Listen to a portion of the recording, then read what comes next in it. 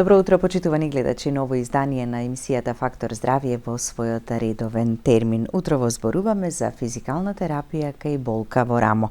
Болката во рамо е еден од најчестите мускулно-скелетни проблеми со кои се соочуваат луѓето без оглед на возраста.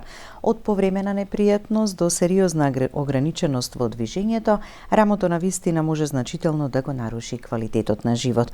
Во голем број случаи, физикалната терапија има клучна улога во намалување на болката и во враќање на подвижноста на рамото, односно функцијата. На оваа тема утрово во Фактор здравје разговараме со доктор Атина Панговска, специјалист физијатар. Добро утро, доктор Атина, и добре ни дојде во Фактор здравје. Добро утро, добро ве најдов. Поздрав до гледачите. Честа патологија е една меѓу почестите, без оглед на тоа за која возраст ќе се јави. Колку се жалат на болка во рамо пациентите, барем и од она што секојдневно во ординација го гледате? Многу често, се јавуваат пациенти со болка во рамото од најразлична причина и точно така од најразлична возраст, можеби од, да речем, 20 на години па се до, по длабока возраст, по возрастните пациенти. Што е најзначајно, прво зашто се јавуваат пациентите покрај болката е тоа што им влијае на нивниот квалитет на живот, односно на спиењето, на облекувањето, посебно со болка во рамо, тешко им е да облечат палто, джемпер и слично, а најбитно од се тоа што им влијае на нивната работоспособност, бидејќи пациентот едноставно не може да ги извршува своите работни задачи. Затоа ние гледаме што побрзо да им го решиме проблемот. Да. И различен е интензитетот веројатно кај секого во зависност од причината, а за причините што доведуваат до болка во рамо ќе зборуваме веднаш по првиот блок реклами.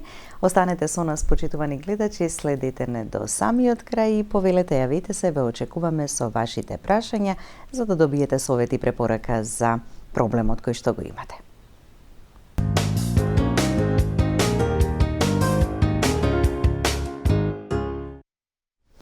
Со доктор Атина Панговска, специјалист физијатар, зборуваме за болка во рамо и улогата и важноста на физикалната терапија кај оваа проблематика. Кои се најчестите причини? Веројатно се бројни, меѓутоа она што најчесто можеме да го споменеме. Има многу причини кои што доведуваат до болка во рамото. Би ги навеле сега најчестите и најважни. Веќе самите пациенти кои ќе дојдат во нашите ординации ќе кажуваат дијагнозата имам тоа и тоа. Една од најчестите причини е тендинитот, значи воспаление на тетивите на мускулите кои што влегуваат во состав на рамениот зглоб. Понатаму бурзитис, кој што е воспаление на бурзите се всушност едни како перничиња исполнети со течност, кои што го леснуваат триењето на тетивите преку коскените структури. И нечесто при некои одредени повторувачки движења или некој незгодно движење знаат да се воспалат и тогаш настанува бурзит кој што е баш многу болна состојба. Еден од најчестите бурзити е субакромијалниот бурзит. Таа е бурза која што најчесто се воспала и генерално мислам во целото тело е бурза која што најчесто као дијагноза доаѓа во нашата ординација. Понатаму, како дијагноза која што дава болка во рамото е импичмент синдромот, каде што настанува вклештување на тетивите на мускулите и тоа е исто така доста болна состојба. Понатаму адхезивниот капсулит, односно смрзнато рамо што го викаме, тоа е состојба која што не е толку болна, не е така акутна и болна, бидејќи една хронична состојба која што настанува постепено низ годините, меѓутоа покрај болката многу значен симптом кај смрзнатото рамо е и многу ограничени движења. Затоа и од таму доаѓа името frozen shoulder или смрзнато рамо. Сега има некои статистики кои што покажуваат дека смрзнатото рамо почесто се јавува кај жени во средна доба, кои што има дијабет и одредени други коморбидитети. Значи тоа статистички кај нив се јавува многу почесто. Сега можете да го мрдате рамото во такви ситуации кога станува збор за оваа причина? Го движат меѓутоа минимално. Да, многу се ограничени движењата и често пати ја користат помошната мускулатура, значи не го крева рамото, го крева од долу рамото, ја користат помошната мускулатура за да ги извршат едноставно своите основни потреби, да се облечат, да се соблече и слично. Исто така од причините многу важни се траумите, кои што се не се така ретки. Една од најважните трауми е фрактурите кои што настануваат посебно кај повозрасни пациенти каде што и коските нели се веќе остеопоротични и слично при некаков пат настанува фрактура. Најчесто фрактурата е во горниот дел нели на хумерусот, сега да не кажувам со латински нели изрази кои што не се познати на пациентите. Понатаму трауми се исто така пат од велосипед, пат на рамно лизгање, пак некој ќе падна директно на рамото. Тука може да настане повреди на тетиви мускули, ако не настане фрактура на коската, се повредуваат меките структури кои што влегуваат во состав на рамениот зглоб. Понатаму како честа траума исто треба да го споменеме што се јавува во секојдневната пракса се луксациите на рамото, односно исчашувањето на рамениот зглоб. И мислам дека е еден од зглобовите во човечкото тело кој што најчесто трпи луксација. Тоа е поради излегување така на рамото од лежиштето кое што го има. Да, е баш така, излегување на рамото од лежиштето, бидејќи сакам да го објаснам зошто е тоа така. Бидејќи рамениот зглоб всушност е составен или од главата на коската на надлактицата, главата капут хумери кој што влегува во лежиште кое што е на лопатката. Меѓутоа, лежиштето е плитко во однос на сферичноста на главата на хумерусот и затоа многу лесно настанува, лесно сега, нели, кај одредени состојби може да настане исчашување. Од друга страна, зглобот си има и слаби места, каде што всушност најчесто настанува луксацијата. И тука би напоменала дека е многу почеста предна луксација на рамениот зглоб во однос на задна луксација. Предна луксација значи кон напред исчашување дури во 90% од случаите, 10% е задна луксација на рамото. Сега исто така може да има и повторувачки луксации. Ние ги викаме тие. Кај некого може почесто да се случува тоа и што значи ако почесто точно, дури некои пациентите сами се веќе научени да си го наместат рамото. Тие ги викаме ние хабитуални луксации и веќе која е повеќе од 4-5 пати, тогаш веќе треба да се оди на хируршко третирање, понатаму кај колегите ортопедски хирурзи ги праќаме, бидејќи нема логика постојано тоа да се мести, бидејќи настануваат додатни трауми на меките ткива, на зглобната трскавица и така натаму. И може понатаму многу посериозни последици да направи за само тоа. Да, меѓутоа и пациентот има некој страв да направи било какво движење во полн обем, бидејќи се плаши дека ќе ми излезе мене сега зглобот. Исто така, како би сакала да го напоменам како можна причина за болка во рамото е и вратната патологија, односно цервикална дископатија или спондилоза. Често пати пациентите доаѓаат со диагноза као ме боли рамото, меѓутоа ќе исклучиме дека е рамото со одредени имиджинг методи и ќе заклучиме дека всушност причината е во вратот. Таа викаме непроектирана болка, бидејќи настанува во вратот компресија на корените на нервите и често пати болката е долж целата рака, меѓутоа ако е најмногу во рамото, пациентот си ја локализира во рамото. Затоа е многу важно тука да размислуваме диференцијално диагностички во однос на понатамошниот третман. Бидејќи многу е важно да се знае причината, така од каде потекнува проблемот. Да, затоа сакам да кажам дека треба и на тоа некош да помислиме при првичниот преглед на пациентот и понатаму ние си имаме начин како тоа да си го потврдиме, да си го диагностицираме и понатаму лекуваме. Да. Шилците во рамо? Дали и тие се една од причините или патологиите заради болка во рамото? Да, па една од причините за болка во рамото се и дегенеративните промени во рамениот зглоб, како што има на врато дегенеративни промени на кичмата, истото го има во сите зглобови на телото, колкото вклучително и рамото. Така да во склоп на тие дегенеративни заболувања може да настане оштетување на зглобната раскавица, формирање на шилци или остеофити.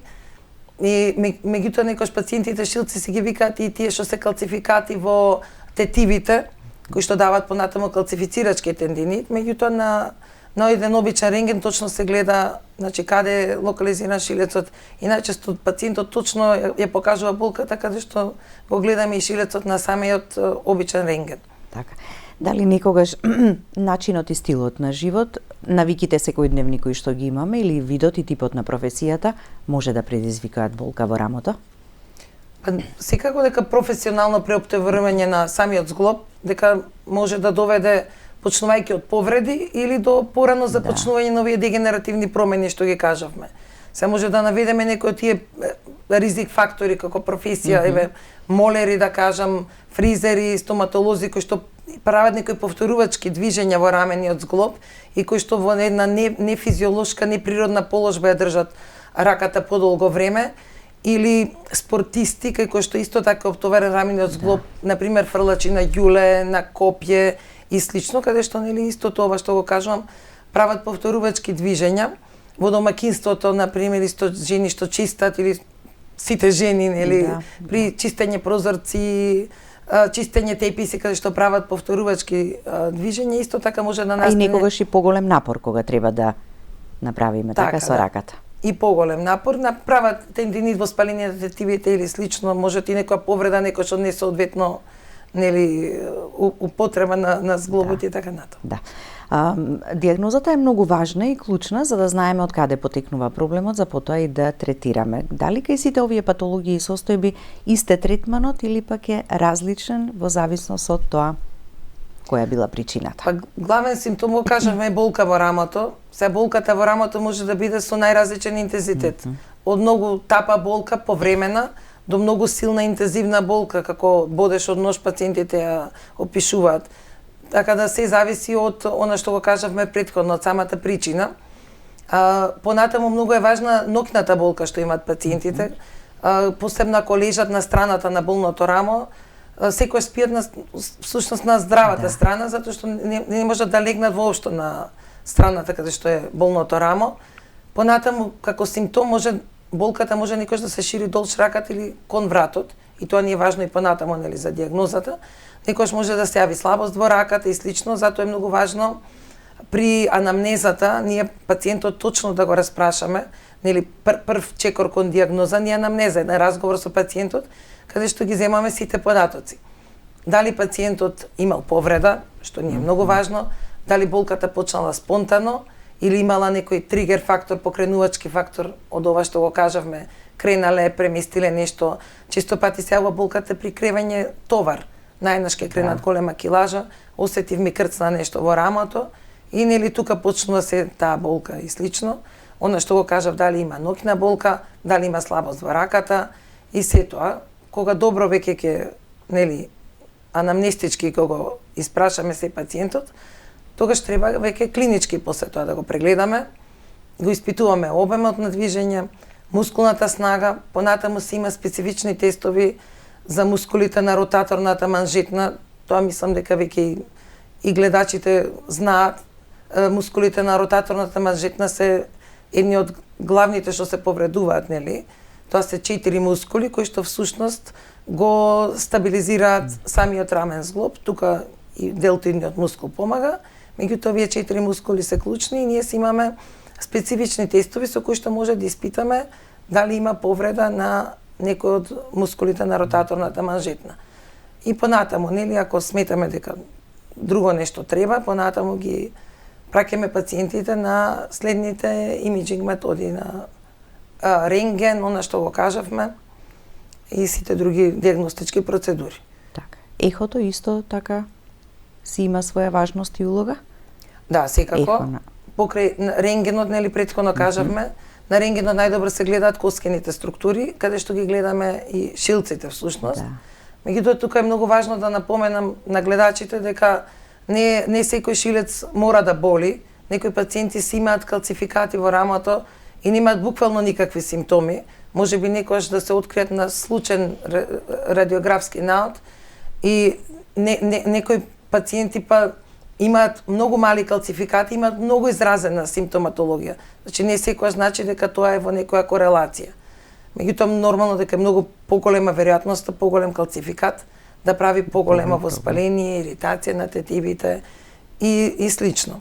Така да ако рентгенот не ни дал јасна, нели, слика и диагноза, понатаму може да се оди на ехо. Со ехото многу добро се прво тоа е метода која што е многу лесно изводлива, која што е ефтина, која што не е инвазивна, нема никакво зрачење и слично. Затоа е многу често се применува конкретно за рамениот зглоб.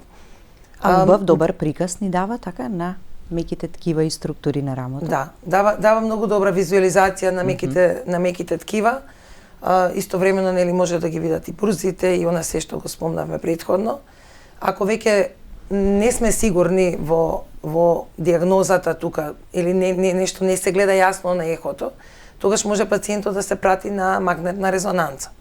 Сега има некои структури кои што подобро ќе ги визуализираме со магнетна резонанца, има нешто што подобро би го визуализирале со ехо. Некош ни требаат сите можни нели методи да сето тоа го испитаме. Така да магнетната резонанца конечно би ни ја дала значи комплетната слика за тоа што се случува во раменот. Кој е проблемот и од каде треба да почнеме со третманот. Да. А рентгенот исто така фрактурите ги гледаме на обичен рентген. Да. Ако некош имаме суспектни фрактури кои што не сме сигурни на рентген, дали имаме нека фрактурна линија и слично, може да има само како абрис фрактури, како отчеп на дел од коската, тогаш се прави компјутерска томографија. Таа ни дава многу подобра визуализација ако сакаме нешто вакво да детектираме. Затоа самиот лекар си проценува, нели, почнуваме од минимално инвазивни кон понатаму, нели, методи кои што имаат зрачење и кои што се така и под тешки за пациентот. До моментот што ќе ни овозможи, односно ќе ви овозможи, нели, да ја поставите и конечната и точна диагноза. Да. Имаме гледач на линија, да го слушнеме прашањето. Добро утро, повелете. Добро утро. Дали сте се уште на линија или пак гледачот се исклучи? Се надевам дека ќе се обидете уште еднаш да се јавите за да го поставите прашањето. Во очекување на гледачите, добро ви се познати телефонските броеви, секојдневно не следите, знаете на кој број можете да се јавите за да си поставите прашање за проблематиката која што ја третираме. Доктор Атина е специјалист физијатар, зборуваме за болка во рамото, но можеме да го искористиме или да го искористат моментот гледачите, па да прашаат и за друг некој проблем кој што го имаат, дали колк, дали колено или пак некој други проблематики. Еве, веќе го имаме гледачот на линија. Добро утро, повелете. Ало, добро утро, Биле. Добро утро. Голем поздрав до докторката, до вас. Ви благодариме. Прекрасна емисија, јас стално ве гледам, еве сега добив. Вака да ви посакам се наубаво за 1 мај. Мислим, немам некои проблеми со рамото, но кога, например, на вечер се успием убаво, нели, по цел ден оди шеташ на таму, на ваму, сега кад легам на десната страна, добро ми е, а на левата страна, кад се успием убаво и кад се разбудим, гледам така рамото како ме боли, како целата рука како да ми трне и викам, дури почнем да се плашим, да ти кажем, станем одма, измасирам се и ми помине. Дали е тој страшно да ја прашам докторката и да ве поздравам многу? Поздрав! Во ред, ви благодариме, поздрав и до вас. Не е ништо страшно. Кај пациентката најверојатно се работи за оно што го кажеме патологија што потекнува од вратот, бидејќи еден од главните симптоми кога имаме компресивна невропатија, односно притисок на нервот во вратот, е она што го каже пациентката трнење во рака, во целата рака. Ние тоа го викаме цервикобрахијален синдром, каде што може да има и слабост во раката и типично е тоа трнење посебно во втората половина од ноќта, каде што најнаш често пати пациентите се исплашени како парализирана, не ја чувствуваат воопшто раката. Меѓутоа сепак пациентката за да не дојде до таа нелагодност, да има поквалитетен сон и се би требало да се обрати на физијатар и дали ќе направиме една обична снимка и се, понатаму да се третира и пациентката ќе се има поквалитетен живот, ќе нема трнење на раката, може би пациентката има и болка во раката, болка во вратот, бидејќи ако тоа потрае, па може да се јави мускулна слабост, па пациентката ќе нема да може секојдневните активности да се ги извршува со добар квалитет. Така, да. Физикалната терапија во многу случаи, во многу ситуации е добра помош и потпора и подкрепа за понатаму да се врати функцијата на она што ни прави проблем во моментот. Треба да ја применуваме и практикуваме почесто. Јас и тоа го работам, нели? Специјалист сум по физикална медицина и рехабилитација. Физикалната и така помага, значи во овие ситуации, во главном проблемот пациентите си го решаваат кај нас. Нормално дека дел од нив имаме потреба да ги пратиме во консултација со ортопедски хирург, понатаму ќе го зборуваме тоа. Меѓутоа физикалната терапија многу проблеми решава. Сега физикалната терапија ја одредува самиот физијатар, индивидуално, во однос на сите причини што ги кажавме претходно. И така и оди понатаму третманот. Од физикалните модалитети можеме да користиме буквално се, почнувајќи од магнетотерапија, ласеротерапија, ултразвукот, може да го користиме, електропроцедурите, сите може да се користат, почнувајќи од тенс, интерферентни, често пати даваме електрофореза со аналгетик, со анестетик и слично, нели, за го користиме действото и на струјата и на самиот лек. Понатаму во некој заболување во подоцничната фаза ни е потребно, нели, кинезитерапија, вежби за кои што ние го едуцираме пациентот, што е најважно, бидејќи тој со вежбите понатаму треба да продолжи во домашни услови. Првично под надзор на лекарот, а потоа и во домашни услови да ги практикува истите. Имаме гледач на линија, да го слушнеме прашањето. Добро утро. Повелете. Ало, добро утро. Добро утро. Поздрав до вас и до лекарката. Ви благодариме. Јас нема да прашам, ако може докторката да ми објасни за рамо. Јас имам проблем доле со трите прсти.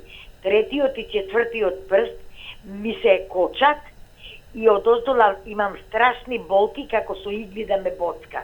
Пијам магнезиум, свашта пијам. Што треба да направам, не знам и самата, значи од 5 сатот поручек до 10 јас имам страшни болки. Печка е некако со игла. Сте направиле некаков преглед, некое испитување, сте биле некаде? Целата нога мене ме боли, целата нога мене ме боли, сум била и на снимање и блокади сум примала и со крлицата, меѓутоа прстите ми беа во ред. А сега прстите, третиот и четвртиот се кочат и ме болат страшни болки, плачам од болки. Не знам што да правам. Инаку сум била и на рентген за ногата, за све. Така, во ред, ви благодариме, ќе слушнете сега. Ви благодарам и вас. Да. Рентгенот на ногата, колку што разбрав, бил уреден. Пациентката, како што каже, имала болка и долж целата нога. Така да најверојатно причината е во лумбалниот дел од ребетот, нели во половината. Дали е некоја дископатија, спондилоза и слично, тоа ќе мора, нели, да се доиследи. Често пати кога имаме притисок на коренот на нервот, слично на што го кажувавме за вратот, знае да има, нели, ишиалгија, што викаме болка, трнење долж целиот ишијадичен нерв. Меѓутоа, често пати сретнуваме во праксата да има само силни болки во стапалата, симптоми како жарење, печење, пецкање, како струја да поминува и слично, или кочење на прстите. И сега тука, кога веќе би го прво тоа иследиле, треба да се види пациентката рентгенот, не знам што покажал, може би некојаш и шилец во петата да даде таква болка, диференцијално диагностички размислам сега, меѓутоа, најверојатно кај пациентката е причина во кичмата, бидејќи имала и болка долж целата нога. Нека си се обрати на физијатар или ортопед, и пациентката рече пие магнезиум, меѓутоа кога се работи за една лумбоишијалгија и слично, добро е да пие некои суплементи кои што ги содржат витамините од Б групата, да не кажувам сега, нели, комерцијални имиња, некои препарати што содржат B1, B6, B12 и слична алфа-липоична киселина. Така, кога спомена ми се кочат прстите, тоа значи она која ќе речеме грч ме фати во ногата или тоа е сосема нешто друго? Грч во ногата најчесто пациентите го пишуваат. Бидејќи тогаш се вклештуваат прстите, нели, на обично грчот го пишуваат во листот на ногата, тоа име као некој спазам, најчесто. А кога на прстите ќе се појави, бидејќи има и таква ситуација. Па тоа како пациентката вака го пишуваат, да. Како не го пишуваат, меѓутоа пак тоа потекнува од ова што го кажуваме најчесто. Сега тука треба да се доиследи, нели, грчот во листот може да биде од циркулаторна природа и слично. Ако тоа го исклучиме, тогаш ќе го препишеме на ова примерното. Затоа е најдобро да се што трае подолго од недела, две, да си се консултираат со специјалист, да не остават пациентите само ќе си помине или, нели, тој пиел ова и јас ќе пијам тоа, бидејќи не е секој пациент ист. Така, да го слушнеме и следниот гледач. Добро утро. Повелете. Добро утро. Добро утро. Видите, јас имам проблеми со кичмата, ама имам проблеми и со нозете. Во нозете имам шилци, баш кај колената, тука кај мекото место. И сега употребувам креми, ама меѓутоа тоа е само за една недела, две, па после пак. А физикална терапија не ми одговара, пошто притисокот ми се покачува. Така да не знам да ми кажете нешто што да правам или да пијам нешто, за шилците во нозете многу ме мачат. Добро, ви благодариме за јавувањето. Ќе погледнеме блок реклами и советот и препораката ќе ги слушнете веднаш по рекламите, затоа останете со нас до самиот крај.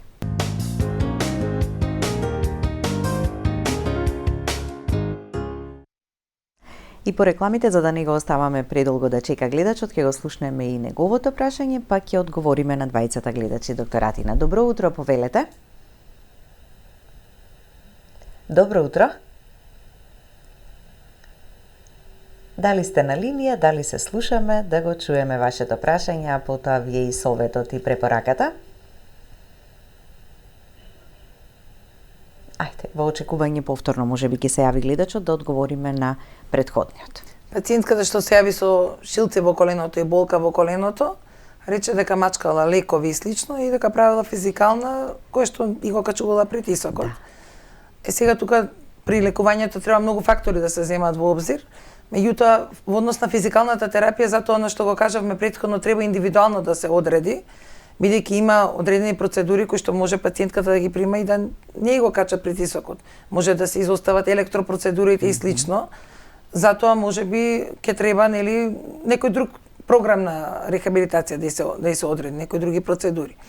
Во однос на бидејќи покачувањето на притисокот не треба да е ограничување за да не применувате физикална терапија, да. така? Ако е добро регулиран медикаментозно пред се, да. А само физикалната, тука треба да видиме дали е добро регулиран и пред терапиите. Да. Ако не е добро регулиран, тогаш може секако дека ќе има проблем пациентката. Сега тука во однос на лекувањето, ако е пациентката гојазна, мора да ослабе, бидејќи коленото е носачки зглоб кој што ја носи целата тежина на телото. Понатаму, ако не може да прави физикална, може би биолеснило, ако е некоја гонартроза, апликација на некои интраартикуларни инекции и слично апликација на некој кортикостероид ако болката не издржлива.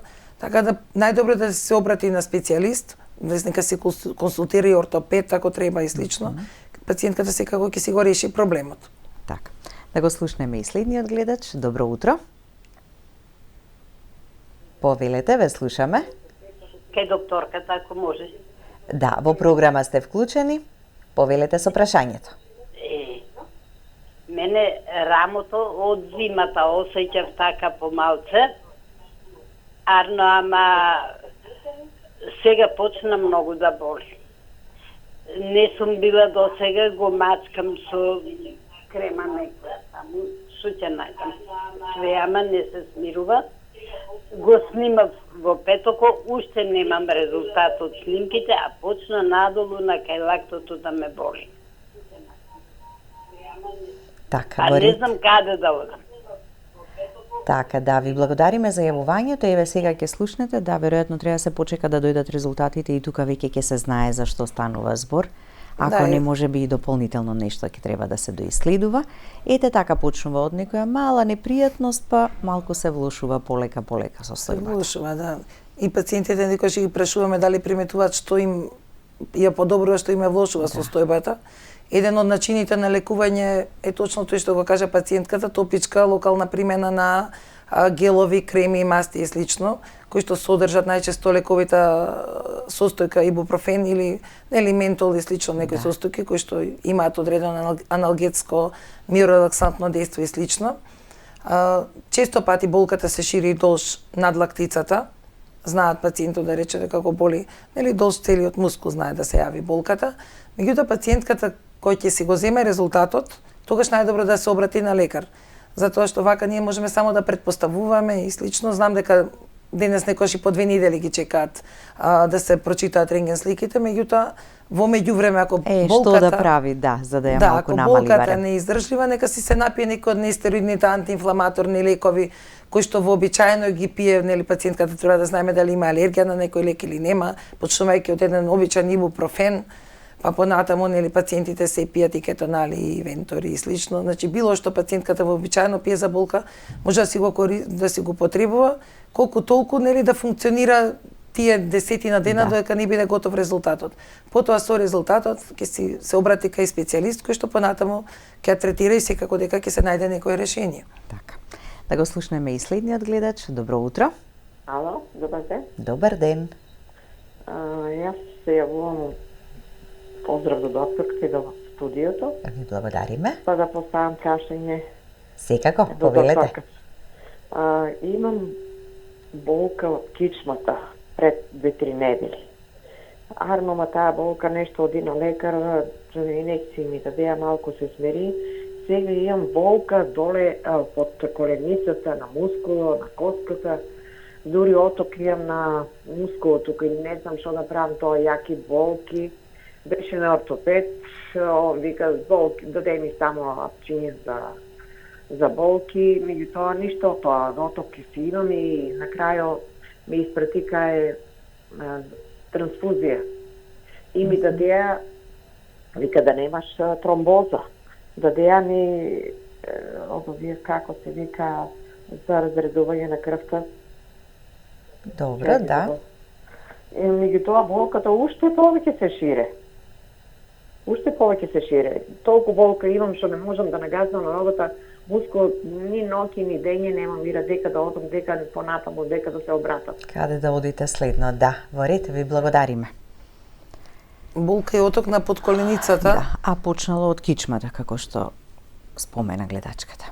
Да, може би и тука се работи за оно што го кажав, мишија с болка долж ногата, меѓутоа кога има оток, треба пред да се почне со било каква физикална процедура, тоа многу добро да се иследи. Се не разбра пациентката дали отокот е билатерален или унилатерален, значи дали на двете подколеници или на едната. Била пациентката на трансфузија, најверојатно и дале да пие синтром по шема, да. или не знам дали и препишале нешто, нели да се боцка нешто од антикоагулантната терапија. Меѓутоа треба да се направи еден доплер на крвните садови, да се види протокот на нели низ крвните садови. Ако е тоа во ред, може да се даде нешто антиедематозна терапија, први да видиме како ќе реагира, понатаму да се испита нели и се друго што може да предизвика некој оток на подколеници или коглуш, може да биде од бубрежни, од срцеви заболувања, треба и на тоа да се помисли. Ако сето тоа се исклучи, ако нели од оваа некоја симптоматска терапија антиедематозна што ја даваме се повлече отокот, тогаш може веќе да се препише дека е лумбоишиалгија и да се третира кичмата и ногата.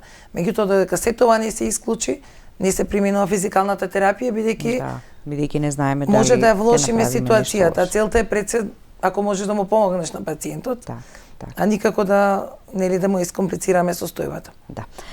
Од сите оние начини на третман и важноста и улогата на физикалната терапија, што дополнително би можело да се преземе и од што зависи кога и за колку време ќе го постигнеме успехот? Кај некој од состојбите за неколку недели, кај некој може би е потребно и месеци.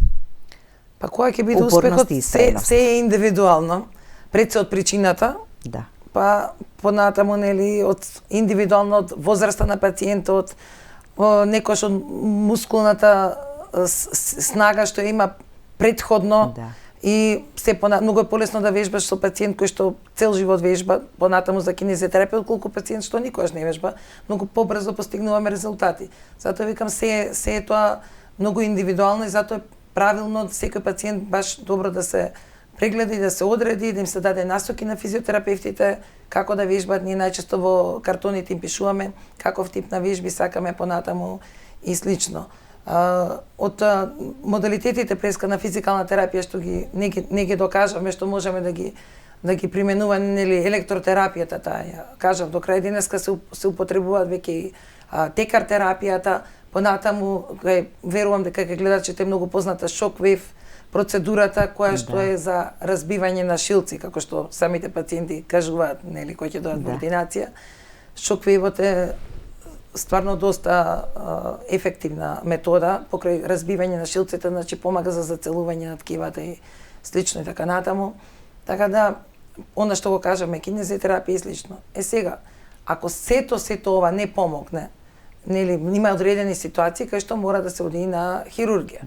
Тогаш тоа ги праќаме кај колегите ортопедски хирурзи, нели ако има комплетна руптура на некој тетива на мускул, а тој е професионален спортист, ние не можеме тие работи да ги решаваме со физикална терапија. Да. Сега денеска во денешно време се оди кон минимално инвазивна хирургија. Нели нема веќе толку отворена хирургија, значи тоа се артроскопски интервенции кои што не се толку болни за пациентот скратен е на минимум болничкиот престој и така натаму, така да оваа минимално инвазивна хирургија понатаму го решава проблемот на самиот пациент. Потребна е физикална терапија и после ваквите интервенции? Или? Апсолутно. Постоперативна физикална... Секогаш. Да, секогаш е задолжителна и самите хирурзи тоа им го препорачуваат. Некои состојби барат, нели, банско лекување, се препраќаат кај колегите во бањите, бидејќи таму се користи, нели, хидротерапијата и се, така да само да се слушаат насоките на докторите и ќе бидат пациентите на прав пат. Така, и кога ќе се појави некаква непријатност или болка во рамото, што побрзо да си направиме се што е во рамки на исследувањата, за да знаеме и навреме да почнеме да третираме, за да не предизвикаме некои посериозни состојби. Да, бидејќи колку подолго трае болката, толку потешко е после ние да ја елиминираме таа болка и да го излекуваме пациентот. Така, ви благодарам за гостувањето. Благодарам на поканата, поздрав до гледачите. Да. Благодарности до вас, почитувани гледачи, за вниманието со кое не следевте. Останете и понатаму со програмата на ТВ24.